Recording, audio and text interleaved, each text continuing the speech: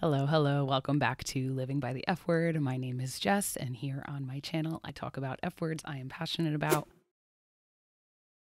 Today, we are talking about Day Zero, a festival that I was not planning on going to, but it ended up being the first festival of 2022 for me. I originally was planning to go to Departure Festival in Playa del Carmen, and we all know what happened with that, unfortunately. And so I ended up down in Tulum for Day Zero. Now, there was a few options as far as festivals go to. There was Zamna, which I heard incredible things about, and then there was also Day Zero, which I've also heard incredible things about. So, since I attended this festival, I did want to talk about it just a little bit. So, I'm going to break it down in this video like I do with some other festival reviews I do here on my channel. If you're into festivals, traveling, flying, food, fitness, fine art, fashion, any of that good stuff, that's all the F words I talk about, please consider subscribing and being an F word lover with me. All right, so let's talk about Day Zero. Let's talk about getting there, which is what I always talk about as far as getting there, parking, all that. That's the first thing you have to do in order to get to a festival, right? So you have to drive from Tulum, or well, from wherever you're staying. I was just in Tulum. We drove from Tulum to the little town, and I really am sure I'm going to pronounce this wrong and butcher it, but Chemuyil. I don't know if that's how you say it. It's spelled Chemuyil, and it was about a 20-minute drive from Tulum. Once we got off the exit, they had ushers with lights ushering you to the parking lot. So it was very easy as far as organization. It was easy to find where we had to go, even though there wasn't a specific address. It's a very small community, so it was easy for us to find. We did follow those ushers into the parking lot, and we parked fairly quickly, in my opinion. And I would say this was around 10:30 that we got there, 10:30 p.m. So the festival goes from 4 p.m. It went from 4 p.m. on Monday until noon the following day. And so it's just one day, basically. And you kind of have to really choose when you want to go there because, I mean, then you're stuck there. Obviously, it's in the middle of the jungle in Tulum. So we went kind of later because we knew we wanted to make it at least to the sunrise. So we probably parked around 10:30. There were two checkpoints within that parking lot. The first checkpoint was to check your COVID test, which they did not scan, but they did visually check to confirm that people had COVID tests done. We all know that anyone can make up their own COVID test. So, I mean, I don't know if it was truly the type of COVID policy plan that most people are used to anywhere. Most festivals, they just check it. They're not scanning anything. So it is what it is. At least there's some sort of policy in place, but we all know that there's loopholes with these policies, right? So that was the first checkpoint.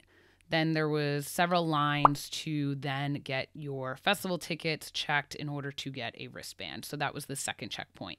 Once you got to that checkpoint, all those lines for the wristbands turned into one larger line, with the exception of those that had VIP. That was all one larger line to get onto the shuttles to get there.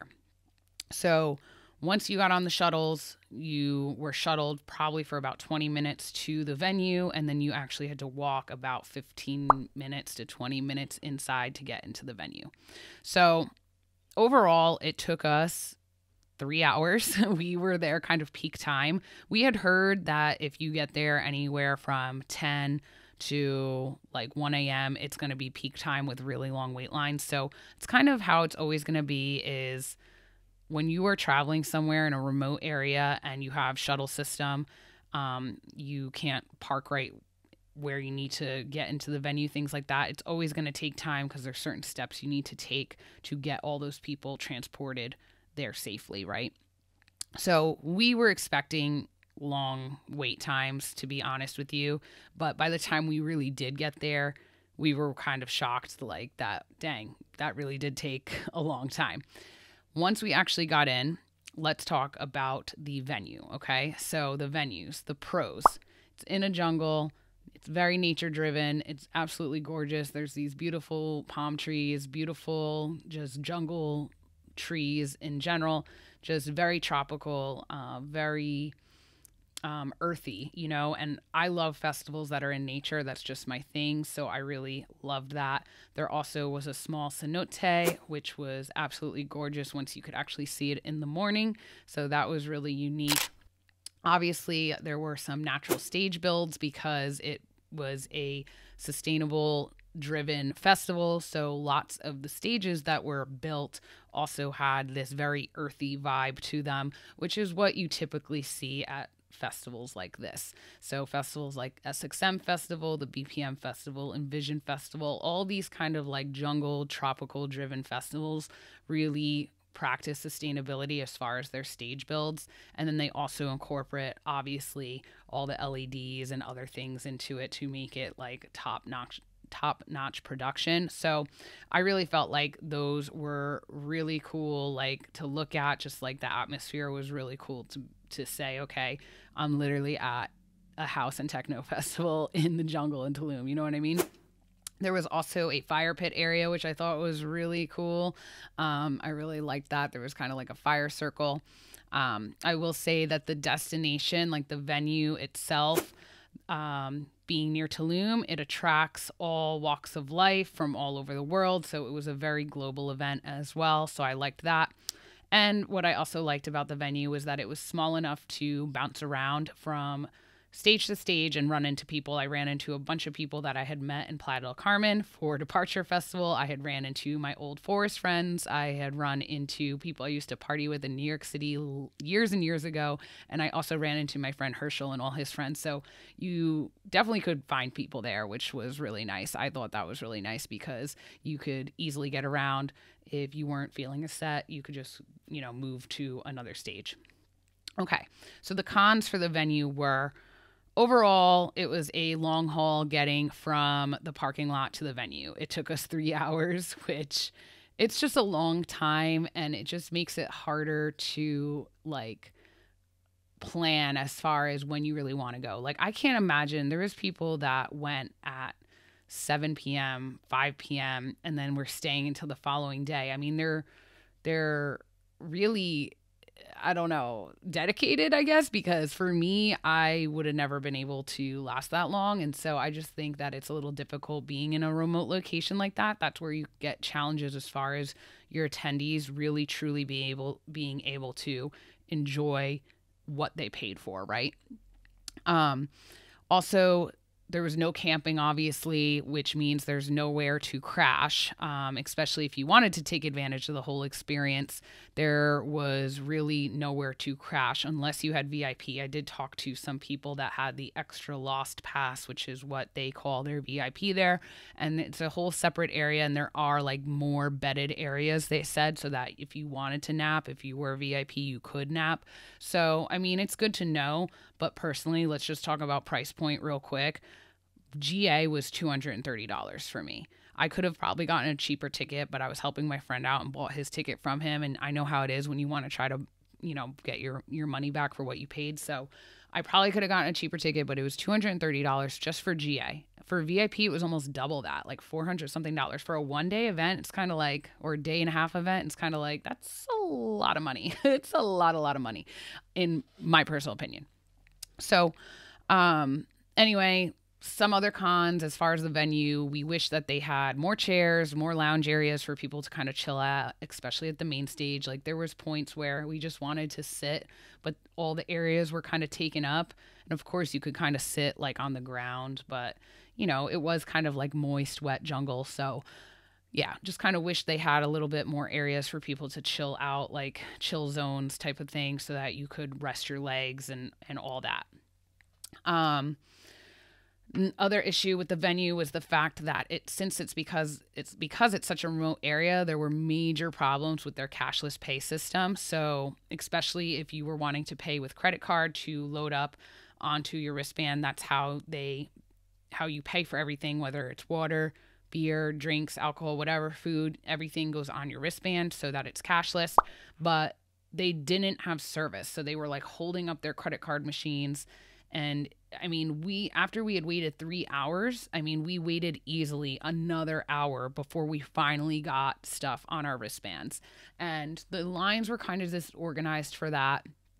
There was people like in line for credit cards, and then there was people in line for cash, and then there was people in line in the middle, not realizing that it's one or the other. And then we also had some people like kind of trying to cut us. This like one guy like looked at me and he was like, "Oh, come on." And I was like, "No, you come on." I was like, "We've been standing here forever. Like, it took us forever to get in here. Now you want to cut us?" I was like, "Get to the back of the line." Like, I don't understand. I will never understand why people think they are more important than others. You are not important than others. I don't care if you are VIP. I don't care if you're GA. I don't give a fuck. We all paid to be there. You know what I'm saying? So that is something that just needs to like get better with the festival scene, I swear, because I don't understand where that mentality comes from that you could just cut people.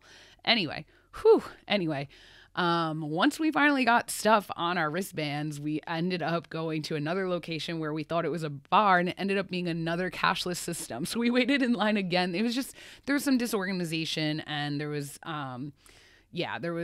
some flaws as far as the venue being so remote in the jungle.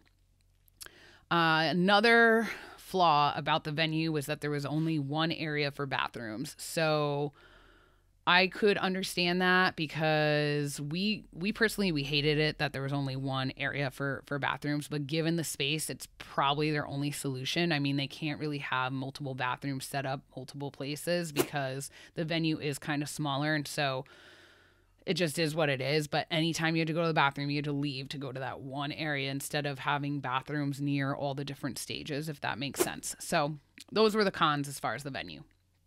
Okay, now moving into stages and production, there were 4 stages. You had the main stage where the production was absolutely on point. The lasers, the lights, there was hoops. Oh my God, I loved the hoops. So they had hoops that were hanging from the trees.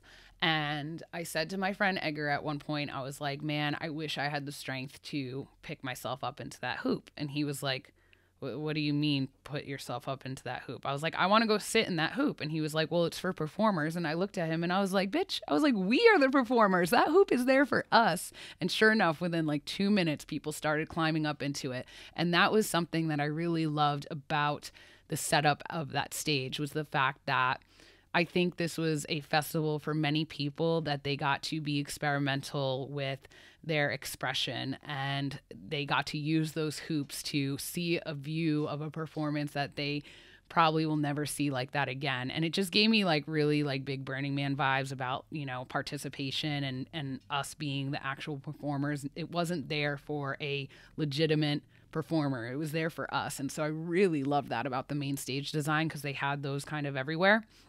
The other stage they had was called the club. The club I really liked too. This was one of those structures that kind of had like these like trippy looking like it looked like it was the trees, but they had built it. It was kind of like swirls, and it kind of like was like a dome over through the trees and things like that. And the production there was absolutely amazing too. Like the lasers bouncing off all these trees, you guys, was so sick. They had dancers there.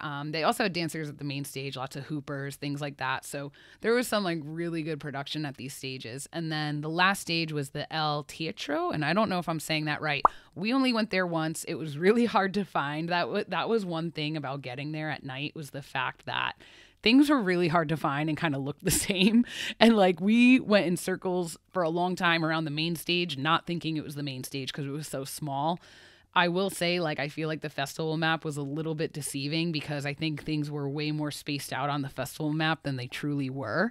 So when we actually kind of figured out where everything was, we were like, oh, okay, like that's very close to this, even though it looks very far, you know? So it was just kind of hard to tell what stage was what and where we were at, because everything was really dark, obviously, in the middle of the jungle.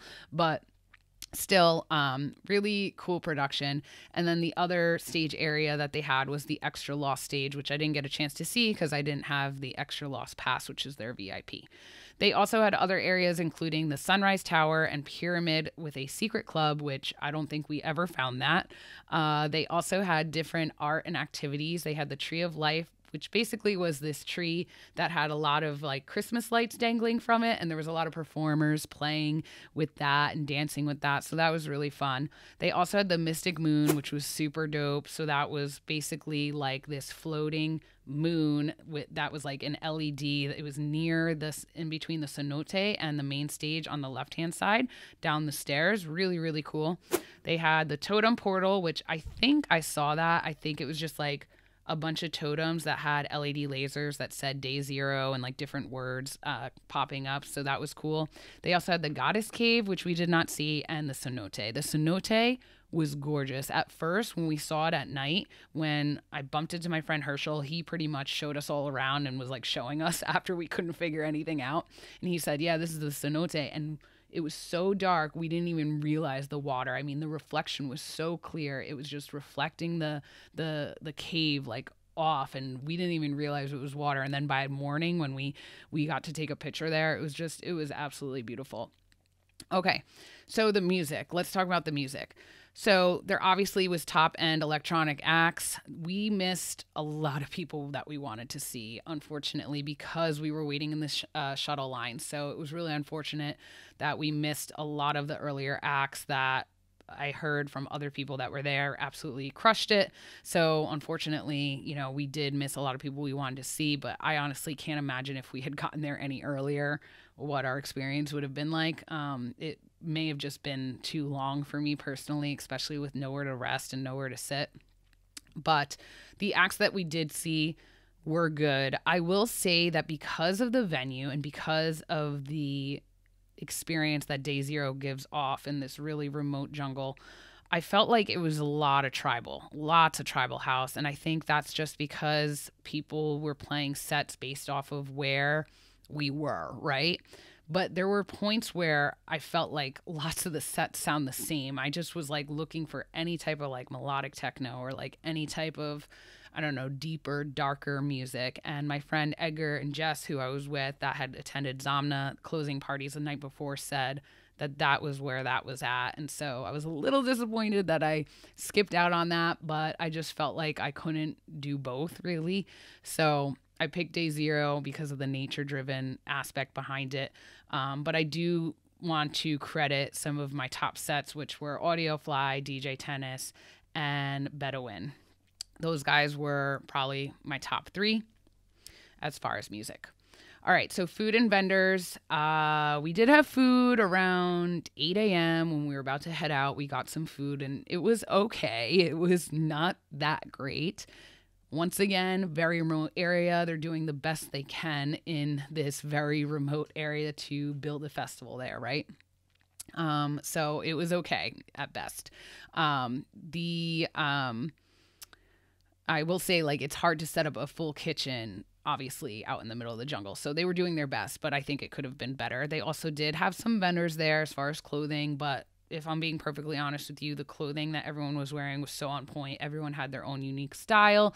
I was really impressed with how dedicated people were to what they chose to wear, because if you think about it, you're going in that outfit and you're staying in that outfit for as long as you're staying there, right? So I was really impressed with what some, especially the females, were wearing. Lots of really cool outfits, lots of style there for sure, and everyone kind of had their own unique sense of style, which I liked. So I don't know if like the clothing vendors were really necessary, but it's nice that they had that option for people if they maybe wanted to buy something, maybe they were cold or whatever, they had that option. All right, let's talk about the attendee vibes. Attendee vibes, very global event, right? All these people, you got to remember, many of these people came down for departure to begin with, and so it was very, very global atmosphere.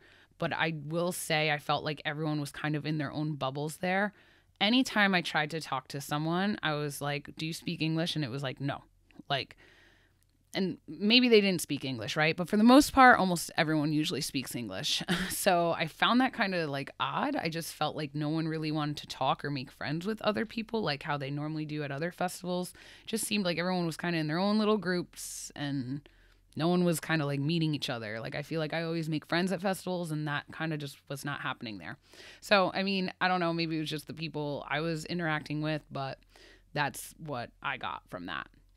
Now, staff and volunteers, all the staff, all the volunteers, all the security I dealt with, very, very nice. I feel like the staff was really hardworking there, especially lots of the water and beer vendors. They walked through the crowd and, you know, actually were handing out stuff if you wanted to buy it right in the crowd. And so they're just hard workers. Mexicans are just hard workers always. So I just feel like, you know, everyone I dealt with, they were really, really nice and really, really patient, given that they really didn't have the proper tools to charge people for the cashless system, and they were having issues with scanning people for cashless system. So you could tell like some of them were getting frustrated, but they were still like very kind to us. So I felt like the staff was really good there. As far as getting out, we did not queue that long. We did decide to leave around 8:30 because we were like, we just want to go to the beach and chill in Tulum. And we just kind of felt like a lot of the sets were kind of sounding the same. We did stay for a majority of Damian Lazarus' set, which it is his festival, so we obviously had to do that. So we did stay for that, and we did get to check him out for a little bit. So that was good. We saw him pretty much most of his set, and then we decided to leave, and we didn't stay that long. Did feel like the ride back was like way longer than the ride going in. I just don't remember it even being that long walking out and riding back. But yeah, it just takes time to get out there. Overall experience, I do think it was pricey. I do think it's one of these festivals where I'm glad I experienced it. I don't know if I would go back. I know that there's people that go back year after year, and I'm kind of surprised, honestly. I just feel like for me, it's not one of those events to go back to year after year unless there's some improvements, unless they, you know, decide to work with some type of telecommunications partner to get, you know, better service so that they don't have as many lines for their cashless symptoms. We just felt like it was line after line after line after line. So things were organized, but also in a way disorganized because of that. Also, we wish there was water stations. Now, obviously, in Mexico, you can't drink water, so it's hard to have a water station there. But this is where you can get partners involved, like Camelback, and maybe get a water station built there. Even if it's just one water station, fuck it. It's better than none, because buying the boxed water, I mean, it was just... I just felt like there was things that were creating more trash. That was another thing I kind of want to talk about. This was supposed to be completely like sustainable event. Yeah, it's in the jungle, and there was many people that really weren't being that sustainable. I just feel like there was lots of trash cans on the ground, beer cans, boxed water. You know, there was really nowhere to put the trash. There was not enough trash cans, in my opinion, for a sustainable event, personally.